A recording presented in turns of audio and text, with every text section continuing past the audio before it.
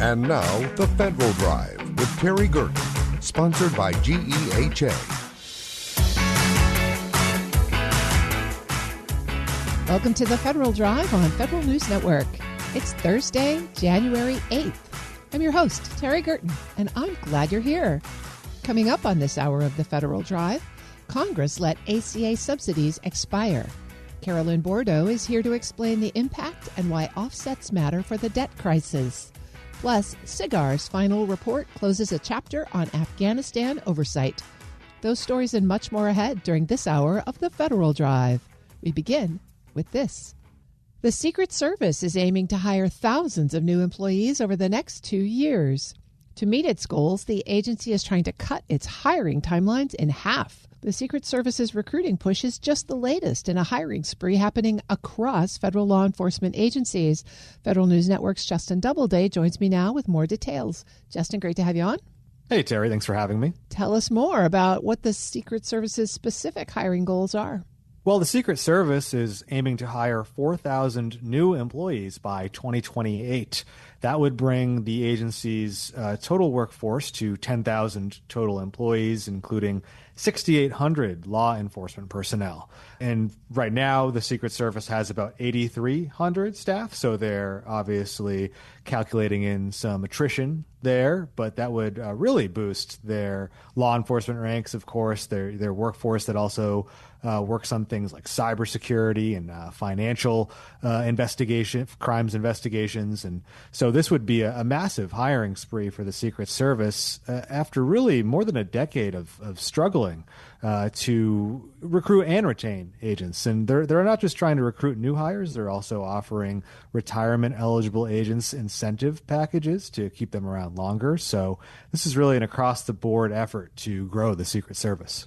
I think a lot of organizations who look at this would think this is a good idea. People have been saying for a long time that the Secret Service has been understaffed, but still it's a stretch to get to 10,000 employees. Have they articulated a particular strategy? Well, their strategy this time around is to focus not just on retention incentives or hiring bonuses, but really trying to speed up the hiring timelines. The current average from application to entry on duty for the Secret Service is 326 days for special agents and 256 days for the uniformed division. So the better part of a year in both cases. Now the Secret Service has just started hosting these events called accelerated candidate events. And these events, the Secret Service says, can reduce the time to job offer by 120 days. So really reducing those timelines down to in the 100 days at least, which is much more manageable, certainly from an applicant perspective who expects to get on the job and get a paycheck. But as you pointed out, the National Academy of Public Administration just a few years ago did a big study that found that one of the big issues for the Secret Service is not just, paying people better or speeding up hiring. It's really that the agency's mission demands continue to grow and staffing levels have not kept up, requiring agents and officers to work longer hours, to work overtime, to be away from their families and their hometowns for much, much longer. And so that's going to have to be something that they try to balance, of course, as they bring up these staffing levels. Well, you mentioned the effort to get the hiring window down to 100 days or less. Are there technologies that they're deploying here, more HR folks, new strategies? They're actually just compressing a lot of the processes down into these big accelerated days where they're bringing folks in and they're doing the physical tests, they're doing the cognitive tests, they're doing the polygraph tests all in one space. So rather than having a lot of these processes spread out, they're trying to essentially condense them down as much as possible. And what are some of the challenges that Secret Service has faced with recruitment and retention in the past that they are learning lessons from this time around? Well, the big issue has been just that work-life balance. That NAPA study found that the agency really hasn't done a great job of striking that work-life balance for officers, and so they were leaving for much more stable jobs. And then, of course, there's just the challenge of recruiting law enforcement in general. State, local, federal law enforcement agencies have struggled for really the last 5 or so years to boost their ranks. And so the Secret Service is not alone in struggling to increase its workforce. Well, what is happening with the other federal law enforcement agencies as they're raising their recruitment efforts as well?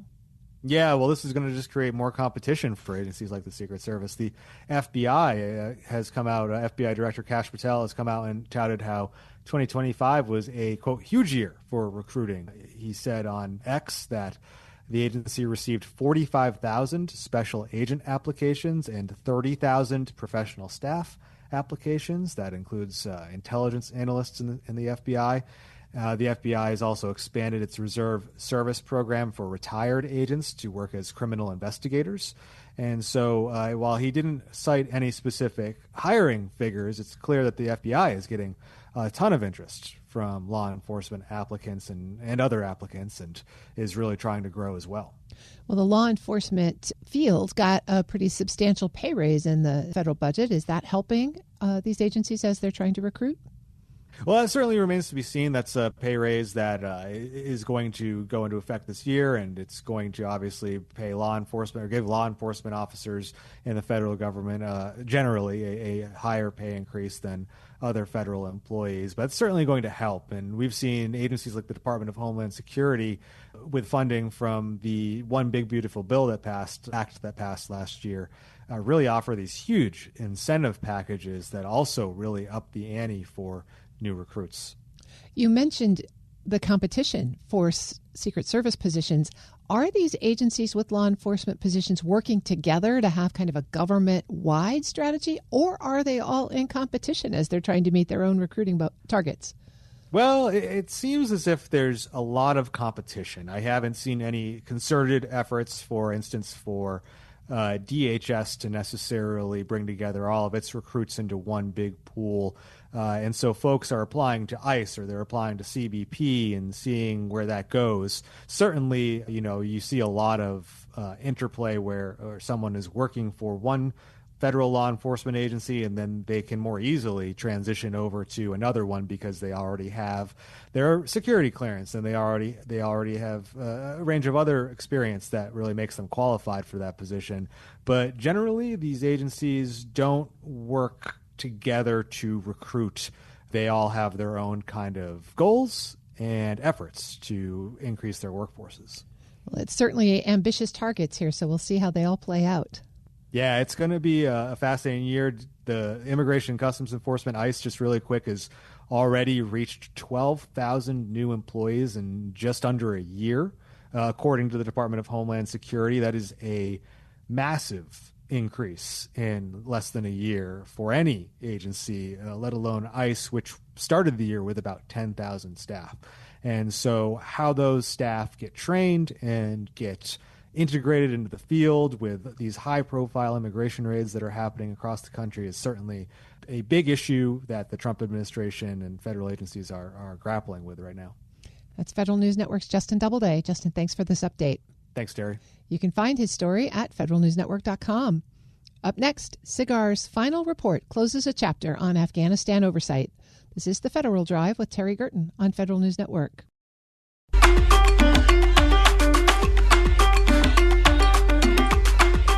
Welcome back to The Federal Drive with Terry Gerton on Federal News Network. SIGAR was born in 2008 to fill a critical gap in accountability for U.S. reconstruction efforts. Its last report distills hundreds of audits into hard truths, systemic weaknesses that outlasted the mission, and reforms that never fully took hold. As the watchdog sunsets in early 2026, Acting Inspector General Jean Aloise explains what happens next and why those lessons matter now more than ever. Mr. Aloise, it's so great to have you on the show. Great to be here. You are the Acting Inspector General for the Special Inspector General for Afghan Reconstruction. That's right. It's about to stand down, but tell us the origin story of the organization. Well, SIGAR was created around 2008, got started around 2009. We were created especially to look at Afghanistan. We're the only IG created to look specifically at Afghanistan. Our legislation created us as an independent agency. We work directly for the Congress and the administration. We're not housed in any other federal agency, which made us very independent, which helped us do the work we did. Was there a specific gap or incident back in 2008 that prompted Congress to stand this up? Yes, Congress was getting concerned that there was so much money going into Afghanistan, and they really didn't have a special IG to look at it. They had other IGs going on, but they wanted a specific focus on Afghanistan. Over your nearly 2 decades, you've issued hundreds of audits and lessons learned reports. Are there any that stand out as significant and consequential, maybe the most consequential for U.S. policy or operations? Yeah, I think our final report summarizes all our work in the past 17 years. It lays out where the money was spent, how it was spent, what our audit work covered, what our investigations work covered, and what our lessons learned report covered. It's a very first time only comprehensive collaboration of all our work. As I read through it, one of the themes I took away was there were a lot of missing internal controls. Processes could have been organized and designed better from the beginning that would have prevented some waste. Could you give us some examples there? Oh, there are a lot of examples of missing controls. The problem with Afghanistan is we spent, and this is often said, too much money too fast in a country that couldn't absorb it. So there was, a lack of agency control over the money going in there. We had too many people rotate too frequently to keep track of all the money. And so it was really easy, I use that term, for SIGAR to go in and find negative findings because of all the money that was going over and the lack of accountability for it. One of the things that really struck me was a description of sort of a misapprehension of the problem from the beginning, and it's reflected in your name, Afghanistan Reconstruction. But we weren't really reconstructing, we were constructing. What difference did that make in how the process played out? That's correct. When you think about what we were trying to do, build a vibrant economy and democracy in a severely underdeveloped country with high illiteracy rates, high poverty rates, it was really a Herculean task. And it wasn't really reconstruction, as you mentioned. It was construction. We actually constructed the Ministry of Defense building, all the ministerial buildings over there. We constructed. There was nothing there.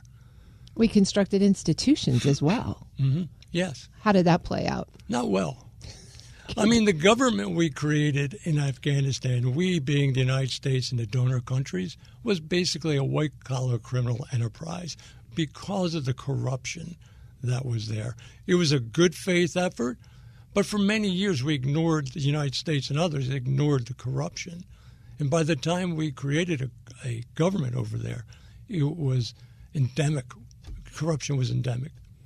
Did you notice in your final report that any of the previous reports and findings led to measurable change? Our reports led to about 30 legislative achievements, either specific legislation or amendments to legislation to correct problems. We made over 1,500 recommendations to agencies. About 73% of them were implemented. We did change programs for the better. We did save money, about $4.6 billion we were able to save. So, yeah, our reports had impact. Did you see that in real time or only in looking backwards? No, sometimes in real time. We stopped the purchase of UH-60 Black Hawk helicopters to the tune, I think, of $40 million. There was infrastructure that was being built that we thought was not warranted. We stopped that. The report goes in just lists of a series of things we were able to stop. I'm speaking with Gene Aloise. He's the Acting Inspector General for the Special Inspector General for Afghanistan Reconstruction. Despite all of those accomplishments, the report also notes some systemic issues that were never fully resolved. What were the toughest problems to fix, and why did they persist? Well, a lot of it dealt with agencies' pushback to what we were trying to do. We were a very aggressive IG, probably the most aggressive IG in Washington, D.C. But that a lot of people didn't like that we were so aggressive. So, sometimes we had a battle to get things done. We had a lot of support on the Hill. We had, I think, 24 hearings over our time span, and we were able to get things done, but it wasn't easy. For example, under the Biden administration, they delayed our work for over a year because they said in 2021, the troops left, your jurisdiction is over. But our jurisdiction was always follow the money. It was never tied to the troops. So that delayed our work for about a year. And how did you pick that back up then? Through a bipartisan congressional effort that got the administration to start cooperating with us. Well, speaking of following the money, your charter, I guess, sunsets in 2026, but there's still money out there. Who will pick up the responsibility for tracking what's left? For Afghanistan? Mm-hmm. We're talking about the DOD IG and the State Department IG. We've transferred a lot of our material over to them, and they will pick up what's left over there. But money has stopped. Early, the Trump administration has stopped funding to Afghanistan. In this transition, how will you be able to protect the lessons learned? You've done a lot of reports about lessons learned. Where will those go? Hopefully, policymakers will look at our lessons learned reports and our other reports and use that to learn from, because if we go into Gaza and we go into Ukraine, they're going to be facing the same challenges. I can guarantee you, as we sit here today, there are corrupt individuals, corrupt corporations, corrupt tribal leaders ready to get whatever reconstruction money is going to go into those places. Look at SIGAR's work. Look at our recommendations. Look at what we've discussed for 17 years. And it will give you what you need to do to prevent that. Do you think that there are specific legislative actions that would help prevent that in the future if we do create new contingency responses? Yeah, I think the best thing they could do is create another SIGAR-like organization, because only an independent organization that is not feeling the pressure from an agency head or whatever to not report the facts is going to do what we were able to do in Afghanistan. What about on the front hand in terms of designing those contingency response missions? Are there particular lessons you want to put a pin in right now for people who are thinking about those? Yeah. Here's one. Think about what you're going to do and if it really has any chance of success. Because what we saw in Afghanistan is, really, did we ever have a chance for success in Afghanistan? I mean, the mission was so difficult to do. So be realistic about what you're going to try to do in these countries that you're going to pour lots of money into. Is that realistic assessment something that the government can do itself? Does it need outside red teamers to help it with? How do you really get a comprehensive, realistic assessment? There's plenty of smart people in the State Department, Defense Department, and other agencies that could sit down and lay out a strategy for wherever country they're going into, that, yeah, they can figure this out. It's not rocket science. It's a lot of common sense. Would you have a handover book for the next acting IG for the next contingency IG? Yeah, once again, I'll use our final report. Take a look at that. And it references all the other work we've done in the past. You couldn't have a better plan than what we've laid out for the past 17 years or so. Well, now you've documented the lessons. Here's hoping we learn them. Yeah, I agree. I've been speaking with Gene Aloise. He's the Acting Inspector General for the Special Inspector General for Afghan Reconstruction. Thank you so much for joining me today. Thank you for having me. We'll post this interview and a link to the report at federalnewsnetwork.com/Federal Drive. Subscribe to the Federal Drive wherever you get your podcasts. Still to come, ISOA's Global Summit is coming up, connecting government and industry for stability operations worldwide. But first, Congress let ACA subsidies expire. Carolyn Bourdeaux explains the impact and why offsets matter for the debt crisis. You're listening to the Federal Drive with Terry Gerton on Federal News Network.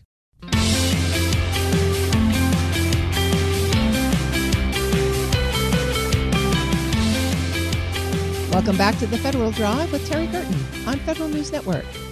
The Affordable Care Act's enhanced subsidies expired at year's end, leaving millions facing higher premiums and lawmakers facing tough choices. Here to explain the real-world impact, why offsets matter, and what Congress must do to balance healthcare access with fiscal discipline is former member of Congress and now executive director of the Concord Coalition and Concord Action, Carolyn Bourdeaux. Carolyn, welcome back to the show. Good to be here.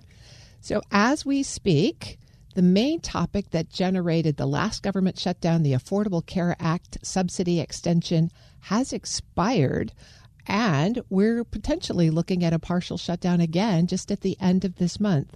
Talk to us first about what the expiration of the subsidies means for Americans. So yes, it's a very intensely felt issue among some big sectors of the population. What people need to realize is there were two subsidies. You have the standard credits that were originally adopted as part of the Affordable Care Act. Those continue to be in effect. But what expired on December 31st was the enhanced subsidies that were passed as part of the American Rescue Plan and then renewed in the Inflation Reduction Act. And those ensured that no one had to pay more than 8.5% of their income for health insurance. And these are people who are purchasing health insurance on the exchange. So a very distinct subset of the American population, but this is people who are small business owners, who are self-employed, that kind of universe of folks. And just to give you one day-to-day example in my life, the woman who does my hair, right? She and her husband purchase health insurance on the exchange. And who is affected by this lapse is people like my hairdresser. She is in that 55 to 65 age range. These are folks who tend to pay higher premiums for health insurance.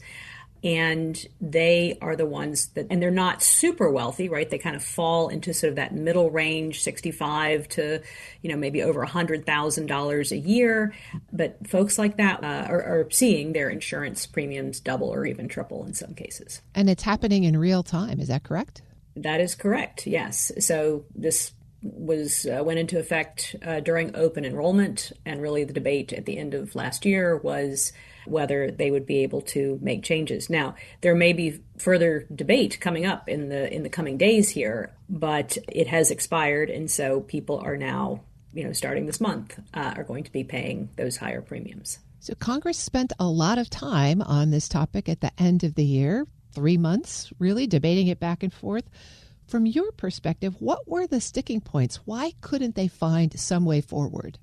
Well, first, from Concord's perspective, I just want to point out that this is expensive. It is, give or take, depending on how it's structured, around $30 billion a year. What Democrats put on the table was not only the enhanced premium subsidies, but also removing a number of cost-saving measures that passed as part of the One Big Beautiful bill back earlier in 2025. So their proposal, which is a 3-year extension, cost $300 billion over the next 3 years. So there are a lot of really big cost issues out there around this. There are some pretty reasonable ways, and to my mind, to pay for it. But of course, whenever you put a pay for on the table, then that opens up another political fight. But a lot of folks like Concord and a Committee for Responsible Federal Budget had suggested things like site-neutral payments in Medicare could be a way to pay for this, stopping Medicare upcoding. Those are all ways that would probably more than pay for the enhanced premium credits. So we were interested in some kind of pairing of those two to get it done. However, there were a number of people who were like, wait, it's not paid for in a lot of the proposals put on the table. That was one sticking point. And then what's very interesting is I talked to members of Congress about this, and some members' districts are more heavily affected than others by it. Some districts have more people who are purchasing their health insurance on the exchange, whereas other districts, people are more likely to get employer coverage on Medicare, have government coverage. And so there is a lot of disparity over who is really being affected by this when you look at the sweep across the country. I'm speaking with Carolyn Bourdeaux, former member of Congress and currently executive director of the Concord Coalition and Concord Action. Carolyn, you talked about some of the options to pay for this. Why is it so difficult to get agreement on those if reasonable people think that they're reasonable options? I personally think that there are lots of great options here to pay for it. I think it would not have been that hard for them to just extend it for a year or two, pay for it, and then work on fixing the premium tax credits. So one of the challenges is, while it is very important for bringing down people's health insurance costs, right? There's a very real human cost on the other side of these things.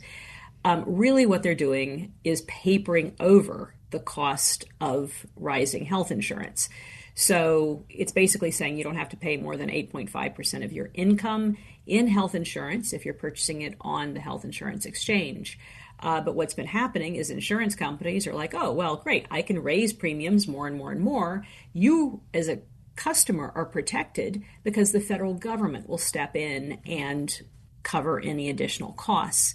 So it's not a particularly good policy way to bring down the costs of insurance premiums, which is what we really need to do. And we were just talking about what some of the objections were to it. And those were also some of the objections, that the underlying policy is not a really good policy. We really should find other ways to bring down the costs of health insurance. Folks have been facing rising healthcare costs for a while. It far exceeds the pace of inflation.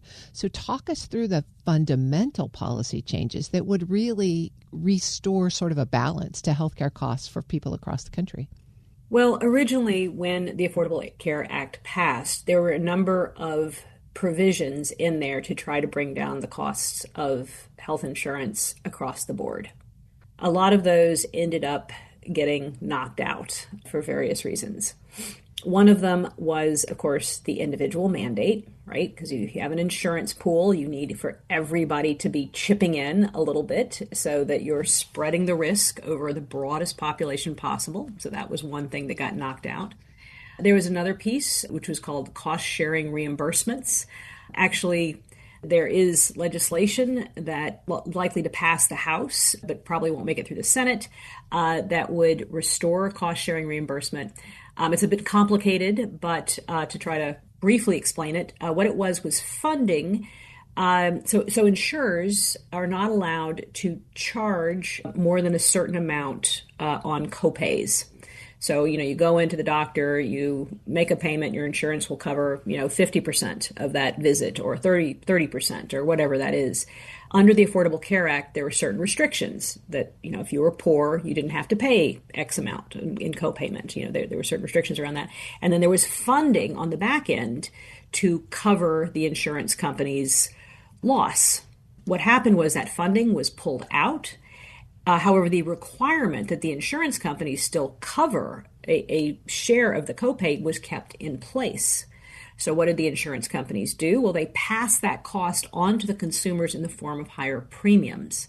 So that's another place. So there are many little examples like that. There were various insurance risk pools for high-risk people that were in place. And a lot of these things got pulled out of the Affordable Care Act and really need to be put back one way or another if we're going to start addressing the costs of health insurance. And there are probably a number of other great ideas out there as well to try to tackle that problem. So these are complicated policy discussions on the first hand, and they also have a lot of constituencies on the second hand. So as Congress gets back up to speed at the beginning of this year, what are your expectations for an effective policy negotiation that might help resolve some of these issues and bring down the cost of healthcare without, as Concord is so concerned about, adding to the national debt? Yes. So this is, I have to say, healthcare and health insurance is something that just has bedeviled this country for many decades now. And we need to start thinking about more effective ways to address it, to do it. One of the largest drivers of costs going forward, things that are really going to expand the deficit and add to our really staggering national debt, are a lot of those healthcare and health insurance costs, particularly as they are in Medicare and to some degree in Medicaid.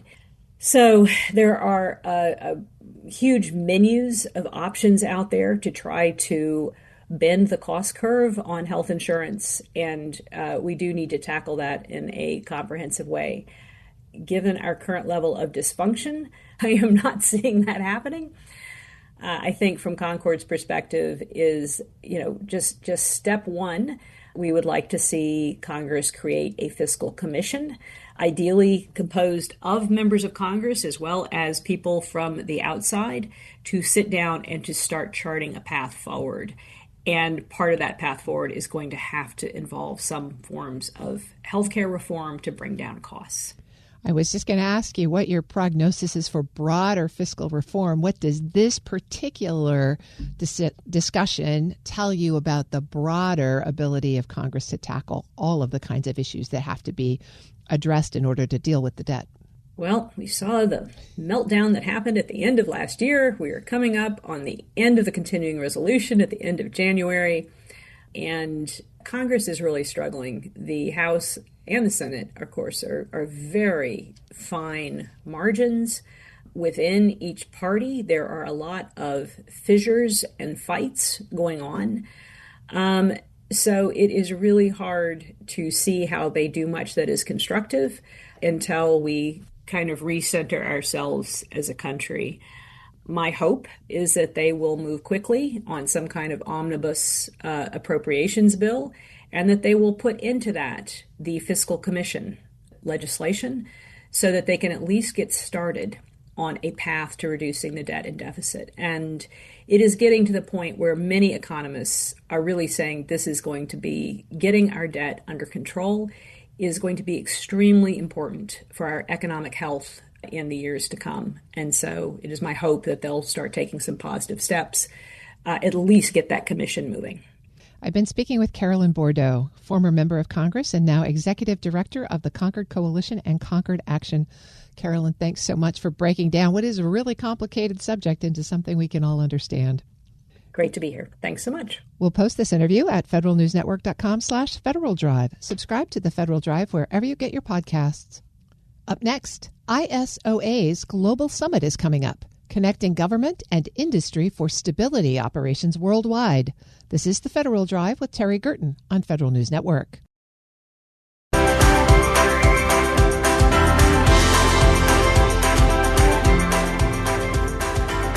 Welcome back to the Federal Drive with Terry Gerton on Federal News Network. From fragile states to disaster zones, ISOA helps bridge U.S. agencies and private sector capabilities. Its upcoming Global Summit in Washington will spotlight partnerships, small business opportunities, and trends shaping stability operations. Here with the details is Howie Lind, president of ISOA. Howie, it's great to have you on the show. Thank you. Glad to be here. Our listeners may not know what the International Stability Operations Association is. Why don't you give us a quick primer? Who are you and what do you do? Well, thanks, Terry. We're an industry association made up of about 200 companies, all different sizes, large, medium, and small, who support the U.S. government and our allies overseas. We stand at the intersection of government and private industry to help both sides succeed in all of our missions and goals. We hold conferences around the world in support of our governments and our allies. We hold them in the combatant command regions of the world, Europe, Africa, Middle East, Indo-Pacific. And we support our companies, and we've been doing it since 2001, so going on 25 years. And it's a great organization to be part of for those out there that are not part of it.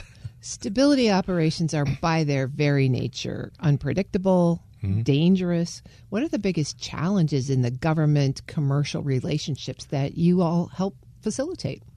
Well, we go to the kind of the not nice places of the world sometimes, our companies do, but a lot of them have prior experience. Our employees of our companies, either prior military, probably diplomatic, or in the development regions of the world. So they're used to going in these sometimes not secure places. The biggest challenge, though, this past year really has been with a changing face of government contracting. So there's been a lot of churn, so to speak, within our companies. But I think it's leveling out now, and our companies are adjusting to the new climate. Well, to help them adjust, you've got a big conference coming up. Your Global Summit is your capstone event. Right. What makes this gathering unique compared to other defense or contracting conferences? Great question. We hold this every year, our annual summit in Washington, D.C., and it's really a culmination of all the different conferences around the world. And so we highlight each of those different regions within the annual summit. And for this one right now, though, we really feel will be a Well, highly attended. We normally have about 300, but we are expecting more, maybe 350 or 400 attendees because of the government shutdown, which ended a month or so ago, and coming right after the start of the new year. I think there's a lot of pent-up energy for people, for companies to want to hear what's going on with our government contracting. And we have a lot of senior officials from the government to speak there, so it'll be a big interest for them. So as you look at this year's agenda, what are the big themes? Are you talking about operational resilience, risk management, new contracting opportunities? All that, exactly right, as well as the geographic areas of the world. But like I said, there's been this new change. There's a agency, it's called the International Development Finance Corporation. DFC is the nickname for it. And they've been in existence for a few years, but this year in particular, they've really been bolstered up to take over, so to speak, of the USAID role, but also within the administration's priorities of where in the world our companies and which countries our country wants to develop in. So there's been a lot of focus within ISOA for DFC engagement. But that'll be part of it. Other parts of this conference will be regional logistics. Our companies do logistics. That's a big part of all of our companies' repertoire. There'll be discussions about transportation issues, aviation issues, all different types of industries that our companies cover. Well, you mentioned also that you'll have a number of government officials. Right. Has it been difficult to get face-to-face with government officials over the last year? It has been, yes. Yeah, and there's restrictions on Pentagon, Department of War officials, but we are still having some. We'll have the Army Corps of Engineers, which is a big part of our company's industries that we work with. There'll be a keynote speaker from there, a keynote speaker from called the Defense Security Cooperation Agency, DSCA, the leader speaking there. We'll have two congressional representatives, Congressman Joe Wilson and Congressman Rich McCormick, talking about their work in Congress with the House Armed Services Committee. And so we cover the spectrum of what companies want to hear about. I'm speaking with Howie Lind. He's the president and executive director of the International Stability Operations Association. Howie, I also noticed that there's an entire day of the conference carved out for small business. Why is that so important? And are you seeing small businesses face some unique challenges when they try to work in this space? The Small Business Day for our summit is very important. We've done this the last few years where we dedicate the entire day to hearing from smalls as well as the administration and government officials about the state of small businesses. In particular, we have a speaker talking about the rewrite of the Federal Acquisition Regulation, the FAR, which is very important to all of us, as well as a recent event in Congress to relook at all the set-asides for small businesses, which is a big deal. We view, and it's true within the government, that smalls, it's the critical aspects and experience that they have to our largest is absolutely important, a very important aspect for our community. Are there particular challenges that small businesses face when they're operating in theater? There are, and actually this year, back to the challenges of this redoing a lot of things, a lot of restrictions this year, many of our companies have been stressed on what their missions are, particularly when USAID, when that collapsed in the State Department, they had to redefine their roles and missions. But overseas, they can adapt very well, and that's where the real true innovation sometimes, many times, occurs right within the small business community. Your organization emphasizes collaboration with agencies like state and defense. We talked about that a little bit earlier. Right. But how does this summit help bridge communication between federal agencies and the contractors who support these operations? Right, and that's a very important aspect of all of our conferences and our summits too, where we have key speakers, the keynotes, as well as panelists from the government there. We build in, we call them networking breaks, but it's also the receptions at all sorts of time for companies be face-to-face with their government counterparts. In particular, every one of our conferences, we also hold, we call it a business matchmaking session. Speed dating is the vernacular, but it works. The companies love it. They spend 10 minutes apiece as they go around this big room. They can talk face-to-face with the government officials, as well as smalls meeting with the large prime contractors who they want to work with. So it works very well. So there's an opportunity for folks really to get their questions answered by the people who are on the ground. Correct. That's correct. If folks are interested in registering for the conference, where do you want them to go? Our website is stability-operations.org. Please go to that website, and there's plenty of time. The summit starts January 12th, 13, 14 in Washington, D.C., the Willard Hotel. It's a great location. So please go there and sign up, and I look forward to seeing as many as you as possible. Well, beyond the summit, what trends do you see shaping stability operations in 2026? Well, like I said, it's an ongoing change in this administration. Right around the corner from the summit is our annual Middle East conference in Amman, Jordan, the first week in February, which we'll focus, of course, on a lot of things happening in the Middle East with Syria and Gaza and Lebanon, and the region is always ripe for things to occur with our companies. Following that, in the spring, in April every year, we have a Europe Industry Days conference in Wiesbaden, Germany. So those are the next two big events after the summit. And will there be the same opportunity in those conferences to hear directly from government leaders in those areas of operation? Absolutely. So again, we focus on the combatant command. So in the Middle East, it's Central Command, where we've been communicating with their leadership to have many of their officials on the panels as possible, as well as keynote speakers from their leadership. European Command, EUCOM, same thing in Europe, having keynotes and panelists from their command there. Well, this administration has certainly been shifting the playbook around the world. So I would imagine that your contractors, your members, have a lot of questions. What do you want them to know right now in terms of preparing for what may come down the road? Well, right now we have a lot of speakers that are coming from the government to talk to us about what they see are the current changes and potential, crystal ball looking forward within contracting. Let me make one point too, though. All of our events are open for members and non-members, so both can participate in our events. That's good to hear. I've been speaking with Howie Lind. He's the president and executive director of the International Stability Operations Association. Thanks so much for joining me. Thank you, Terry. Glad to do it. We'll post this interview at federalnewsnetwork.com/Federal Drive. Subscribe to the Federal Drive wherever you get your podcasts. Lawmakers said the fiscal 2026 defense bill would deliver the most significant acquisition reforms in a generation. But some of the most ambitious changes lawmakers were pushing for during negotiations didn't make it into the final bill. Still, some provisions that survived negotiations could meaningfully change how the Defense Department buys technology, especially from small businesses and non-traditional contractors. Federal News Network's Anastasia Obis is here with more analysis. Anastasia, good to have you on. Hi, Terry. Let's talk first about some of those provisions that didn't make it into the bill. So in the months leading up to the final passage of the bill, I was talking to people and the mood was this is a generational change. This is everything that everybody's been talking about for months and months. The previous NDAA was focused on quality of life reforms. This NDAA was focused on acquisition. So people have been talking about it for almost a year. And what I was getting is that this bill will make acquisition different. It's kind of a great down payment on making things better in acquisition.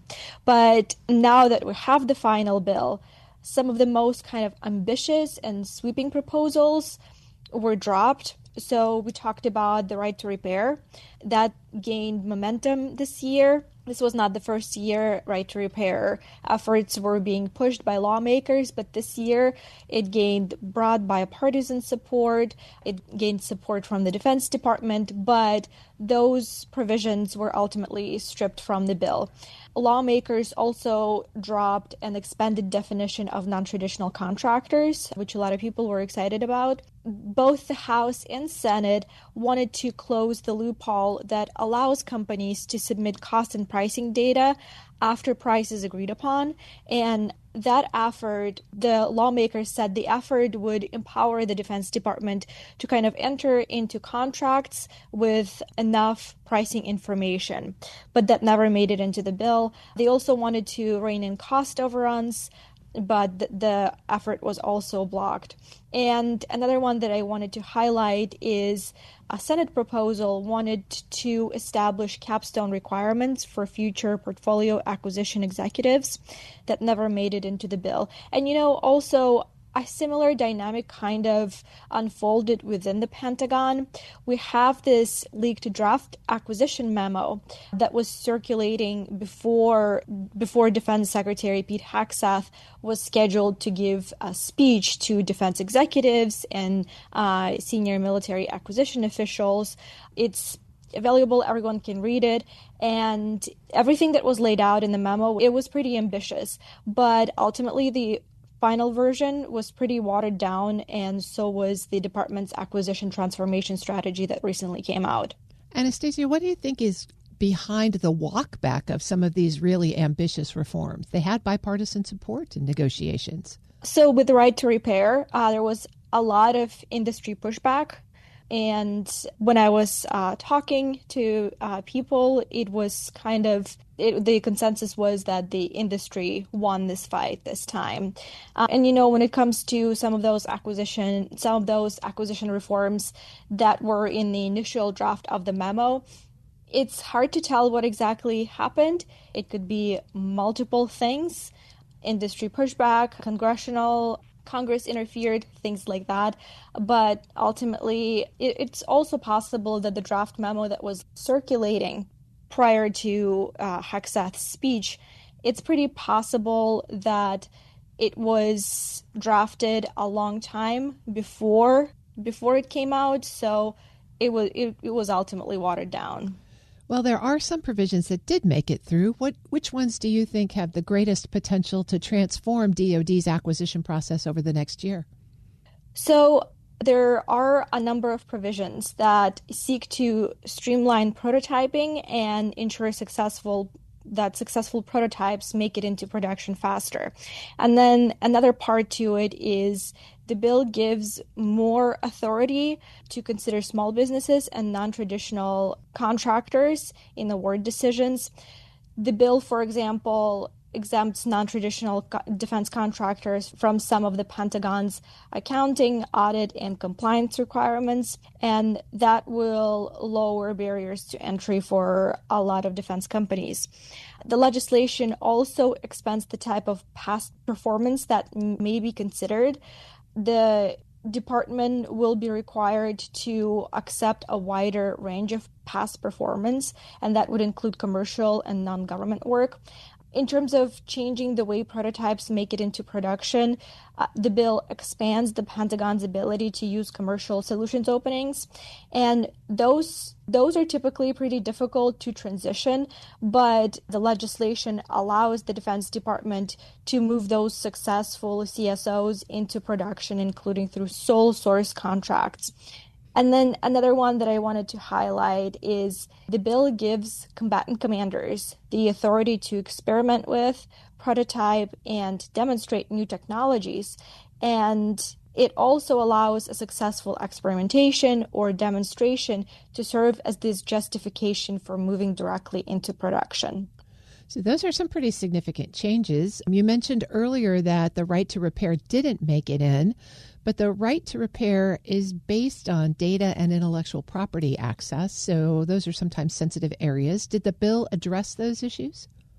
Yeah, so as we talked about, the right to repair provisions didn't make it, but lawmakers kind of offered this compromise, and the bill now requires the Defense Department to develop a digital system that would track and manage all technical data and then verify that contractors and some subcontractors comply with contract requirements related to technical data. And then it also requires DoD to review all of the existing contracts and to determine whether contracts delivered the data that they were required to. So some language that made it into the bill could suggest that the DoD might potentially have this authority to kind of re-engineer components when it thinks it would be quicker or cheaper. And so for a long time, both government and industry viewed this as a zero-sum game. There is no trust on both parties. And so as it keeps coming up in conversations, if DoD wants to address this issue in a meaningful way, the answer is addressing it from the very beginning of a program instead of looking at it after and the type of data that they would need. It sounds like it's much easier to talk about wholesale acquisition reform than it is to implement it. As you look at DoD's procurement processes for 2026, what will you be watching? So I think one thing that is really important to highlight here is the legislation doesn't really address the workforce, and it has a couple of provisions, but it doesn't really address it in a meaningful way. And the success of all of these reforms and everything that Hagseth put forward will depend on whether the Defense Department can equip their workforce with the skills needed to operate differently. Because the Defense Department attempted this kind of large acquisition push in the 90s, but the culture never adapted. The system quickly reverted to its old ways. What I'm being told is that without a broad, very aggressive workforce initiative, it's really hard to see how the workforce could have the confidence and take the risk that Congress and Hagseth want them to take. So we have reported on workforce morale, which is very low right now. We have reported on a large number of acquisition professionals exiting. So far, there is really nothing to suggest that there is a plan for how the department plans to equip the workforce, give them the skills needed to implement all of these reforms. That's Federal News Network's Anastasia Obas. Thanks so much for breaking all this down for us. Thank you, Terry. You can find her story at federalnewsnetwork.com. The Federal Drive with Terry Gerton is produced by Eric White and Michelle Sandiford. Our web editors are Daisy Thornton and Stephanie Wright. For the latest updates, stay with federalnewsnetwork.com or follow us on Facebook, YouTube, and LinkedIn. I'm Terry Gerton. Thanks for listening.